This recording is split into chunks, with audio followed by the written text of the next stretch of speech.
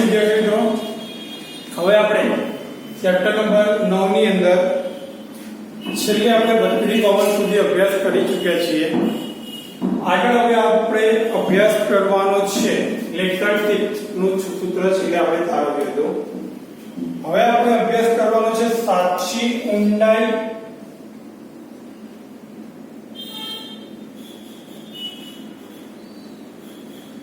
અને આભાસી ઊંડાઈ.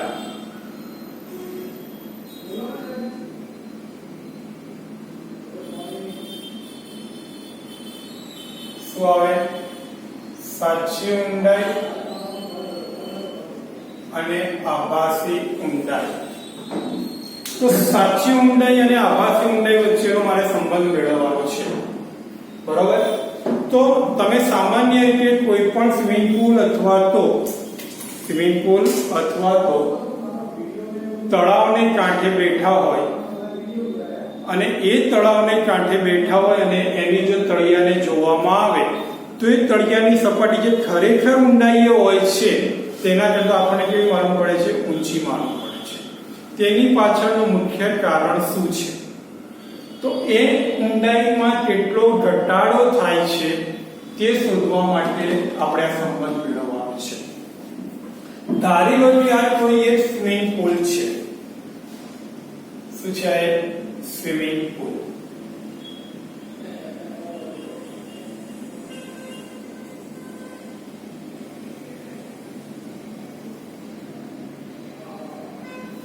આ સ્વિમિંગ પુલની તળિયે કોઈ એક વસ્તુ રહેલી છે. આ જે વસ્તુ છે તે વસ્તુને ખરેખર ઊંડાઈ એટલે કે અહીંયાથી આ જે ઊંડાઈ છે તે ઊંડાઈ ધારી લો કે HO છે. HO જેને હું સાચી ઊંડાઈ HO જેને આપણે શું કહેવામાં આવે છે? સાચી ઊંડાઈ.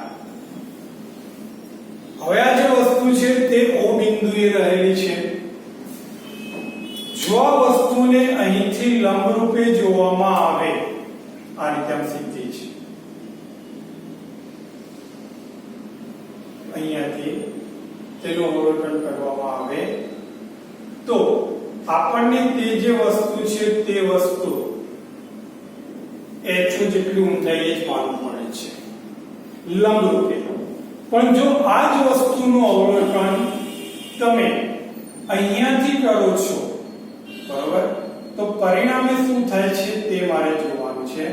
તો જ્યારે અહીંયાથી આ વસ્તુનું અવલોકન કરવામાં આવશે ત્યારે આ વસ્તુમાંથી નીકળતા જે પ્રકાશના કિરણો હશે તે કિરણ અહીંયાથી આમ જશે અને સપાટી પરથી તે પાતળામાંથી ક્યાં જશે? ઘટમાં. પરિણામે લંબથી દૂર તરફ આ રીતે વાંકા પડે છે અને અવલોકનકારની આંખમાં પ્રવેશે છે. ક્યાં પ્રવેશે છે? અવલોકનકારની આંખમાં પ્રવેશે. ત્યારે તેની જે ઊંડાઈ હોય છે ત્યારે તેને આ જે વસ્તુ છે તે અહીંયા જોવા મળશે સીધી. મતલબ કે અહીં વસ્તુ જોવા મળે છે O' બિંદુ પાસે. ત્યારે આ જે ઊંડાઈ થાય છે તે HI જેને આભાસી ઊંડાઈ કહેવામાં આવે. તે ઊંડાઈ કહેવામાં આવે છે આભાસી ઊંડાઈ. અહીં બહારની તરફ જે માધ્યમ છે તે માધ્યમ એક છે, બરોબર, જેનો વક્રીભવનાંક n1 θ1. ધારી લો કે હું બહારનું માધ્યમ જેને હવા તરીકે લઈશ તો હવાનો વક્રીભવનાંક η1 છે. જો અંદરનું માધ્યમ એટલે કે પાણી આવશે, પરિણામે માધ્યમ 2 જેના વક્રીભવનાંક હું n2 બરાબર n લઈશ. કેટલો લઈશ? n2 બરાબર n. તો મારે હવે આ સાચી ઊંડાઈ અને આભાસી ઊંડાઈ એટલે HI બરાબર આપણે શું કહેવામાં આવે છે? આભાસી ઊંડાઈ. n1 એટલે માધ્યમ 1 નો વક્રીભવનાંક N2 માધ્યમ 2 નો વક્રીભવનાંક. રેડી? તો હવે જ્યારે આ વસ્તુને તમે પાતળા માધ્યમમાંથી ઘટ માધ્યમમાં અવલોકન કરો છો ત્યારે તેની જે ઊંડાઈ છે ખરેખર સાચી ઊંડાઈ કરતા આભાસી ઊંડાઈ કેવી થઈ ગઈ? ઓછી થઈ ગઈ. એટલે સાચી ઊંડાઈ કરતા આભાસી ઊંડાઈ કેવી જોવા મળે છે? ઓછી જોવા મળે છે. આ માટેનો મારે શું મેળવવાનો છે? સંબંધ મેળવવાનો છે. એટલે કે હવામાનનો વક્રીભવનાંક એટલે કે માધ્યમ 1 નો વક્રીભવનાંક, ધ્યાન રાખો.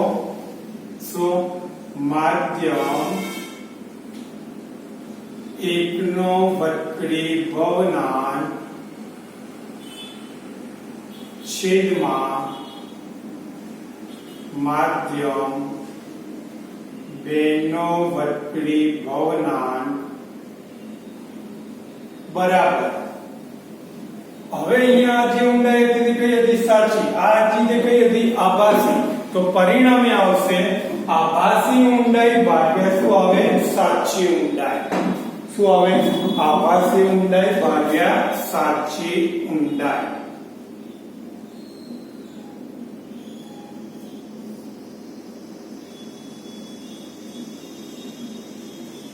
ચલો વિદ્યાર્થીઓ, માધ્યમ 1 નો વક્રીભવનાંક એટલે કે n1, માધ્યમ 2 નો વક્રીભવનાંક એટલે કે n2, સાચી આભાસી ઊંડાઈ એટલે કે hi ભાગ્યા ho. ચલો n1 બરાબર કેટલા છે? 1. n2 બરાબર કેટલા છે? n. તો માટે 1/n બરાબર hi/ho. તો માટે hi બરાબર અને આ બાજુ લઈ જઈશ એટલે ho છેદમાં n. આ મને મળી ગયું સાચી ઊંડાઈ અને આભાસી ઊંડાઈ વચ્ચેનો સંબંધ મેળવવાનું સૂત્ર. અહીં અવલોકન તમે પાતળા માધ્યમમાંથી કેવા માધ્યમમાં કરો છો? ઘટ માધ્યમમાં. યાદ રાખજો. અવલોકન ક્યાં કરવામાં આવે છે? પાતળા માધ્યમમાંથી ઘટ માધ્યમમાં. ત્યારે આ સંબંધ યાદ રાખવાનો ખાસ, જે હું અહીંયા લખી દઉં છું કે જ્યારે પાતળામાંથી ઘટમાં અવલોકન કરવામાં આવે, પાતળા માધ્યમમાંથી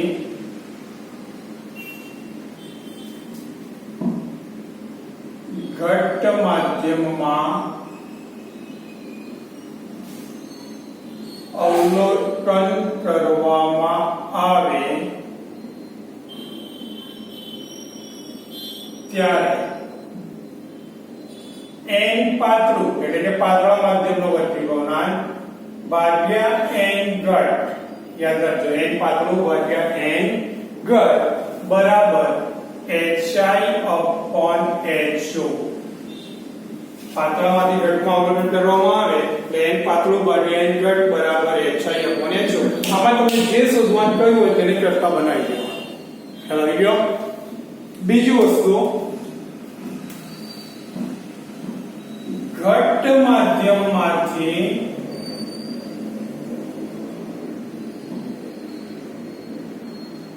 પાતળા માધ્યમમાં અવલોકન કરવામાં આવે ત્યારે n ઘટ ભાગ્યા n પાતળું બરાબર hi/ho. આ સૂત્ર યાદ રાખજો. દર્પણમાં નથી આપ્યું, ખાસ યાદ રાખજો. આ તમારી એક્સ્ટ્રા માહિતી માટે. મતલબ કે તમે અંદર છો અને બહારના કોઈ ઝાડનું અવલોકન કરો છો, તમે પાણીની અંદર છો અને બહારનું અવલોકન કરો છો તો ઘટ ભાગ્યા n પાતળું બરાબર hi/ho. એટલે અહીંયા જે હશે ને આ સાચી ઊંડાઈ કરતા આભાસી ઊંડાઈ ઓછી આવે. સાચી ઊંડાઈ કરતા આભાસી ઊંડાઈ કેવી આવે?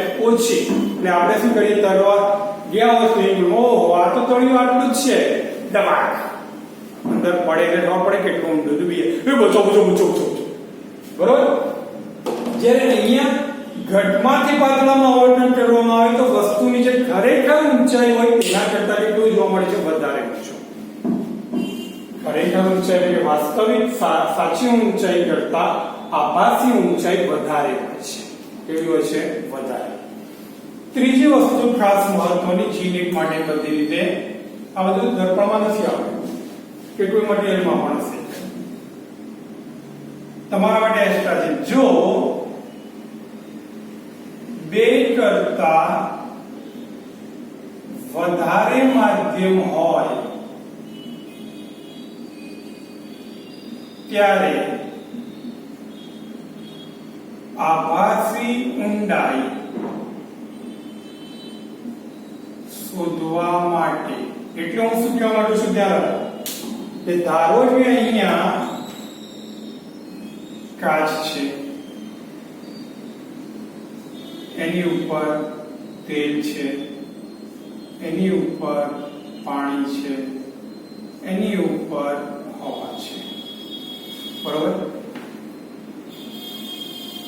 આની ઊંચાઈ HO1, આની ઊંચાઈ HO2, આની ઊંચાઈ HO3, પરિભ્રમણાંક N3, N2, N1. તો હવે આમાંથી જ્યારે હવામાંથી અવલોકન કરવામાં આવશે ત્યારે આ જે તળિયાનો ભાગ છે તે કેટલો ઊંચો દેખાશે તે શોધવું હોય તો એના માટે સૂત્ર છે કે HI બરાબર HO1/N1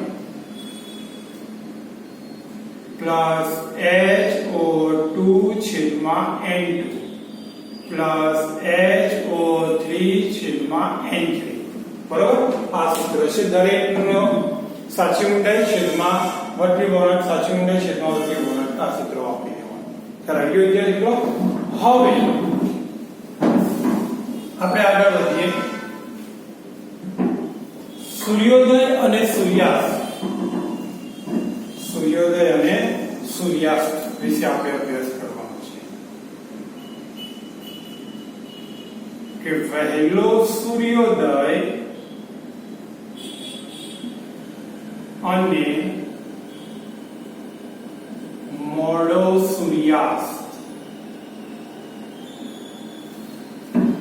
વહેલો સૂર્યોદય અને મોડો સૂર્યાસ્ત કોને કહેવામાં આવે છે? તો વહેલો સૂર્યોદય અને મોડો સૂર્યાસ્ત એટલે શું? તો સામાન્ય રીતે સૂર્યોદય એટલે શું અને સૂર્યાસ્ત એટલે શું? તો સૂર્યના ક્ષિતિજ પર ઉગવાની ક્રિયાને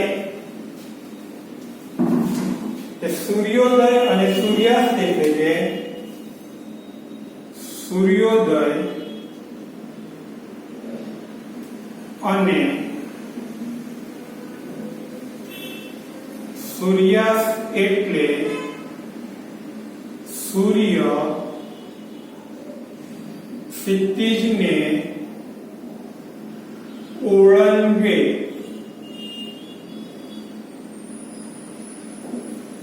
તેને શું કહેવામાં આવે છે? સૂર્યોદય અથવા તો સૂર્યાસ્ત. સૂર્ય ક્ષિતિજને ઓળંગે તેને શું કહેવામાં આવે? સૂર્યોદય અથવા તો સૂર્યાસ્ત તરીકે ઓળખવામાં આવે છે. ધારો કે આ છે સૂર્ય, આપણી પૃથ્વી છે. દેખાય છે વિદ્યાર્થી મિત્રો કે નથી દેખાતું? દેખાય છે કે નથી દેખાતું વિદ્યાર્થી મિત્રો? બરોબર? આ આપણી શું છે? પૃથ્વી છે. પૃથ્વીની આસપાસનું વાતાવરણ છે. આ પૃથ્વીની જે છે તે ક્ષિતિજ છે. શું છે? આ ક્ષિતિજ. હવે જ્યારે સૂર્ય અહીં હશે, આ એની ખરેખર સ્થિતિ છે, વાસ્તવિક સ્થિતિ.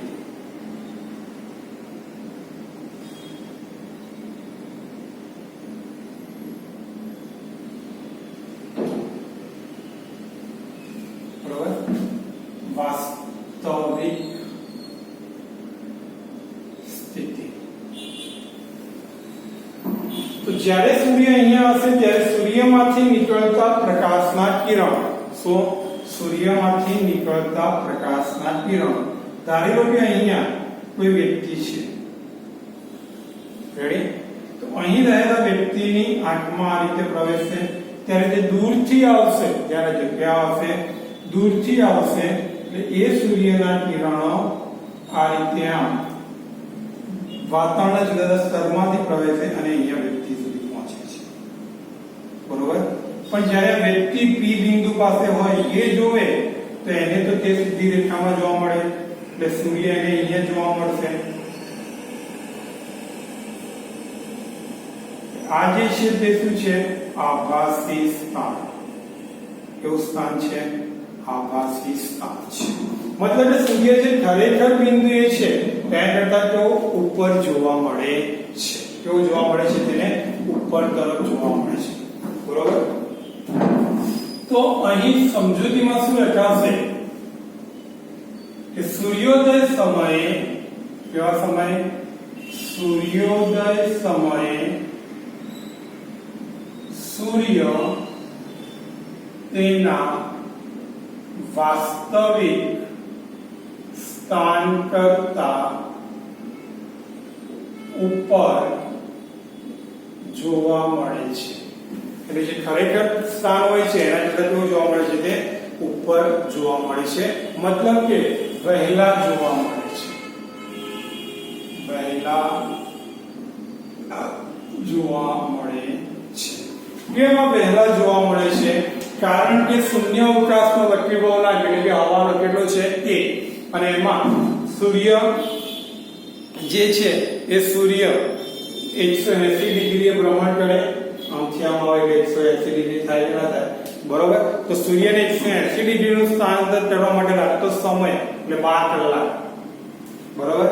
તો ત્યાં તો 180 ડિગ્રી ભ્રમણ માટે 12 કલાક લાગે. કેટલા કલાક લાગે છે?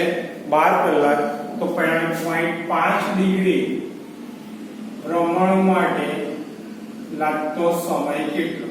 એટલે કે t બરાબર 0.5 ગુણ્યા 12 કલાક, એને હું મિનિટમાં ફેરવું એટલે 60 ભાગ્યા 180. 6 તરી 18, બરોબર. 3 ચોર 12, એટલે t બરાબર કેટલા આવ્યા? 2 મિનિટ.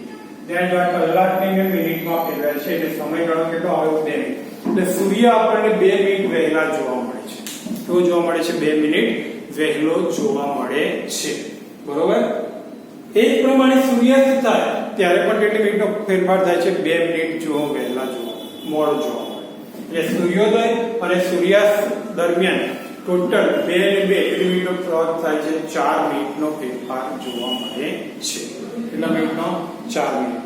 એટલે સૂર્યોદય અને સૂર્યાસ્તમાં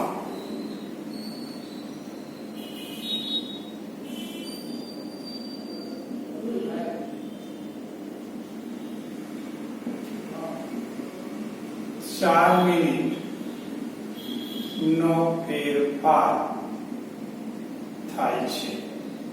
કેટલી મિનિટનો ફેરફાર થાય છે? 4 મિનિટનો ફેરફાર. ખ્યાલ આવ્યો વિદ્યાર્થી મિત્રો? તો આ તો ઓલરેડી તમે 10મા ધોરણમાં ભણી ગયેલા છો. કયા ધોરણમાં ભણી ગયેલા છો? 10મા ધોરણની અંદર આ બધું જ તમારે આવી ગયેલું છે. ઓકે. હવે આપણે પૂર્ણ આંતરિક પરાવર્તન સમજવાનું છે. શું સમજવાનું છે વિદ્યાર્થી મિત્રો? પૂર્ણ. આ બધું જોઈ લેજો ખાસ.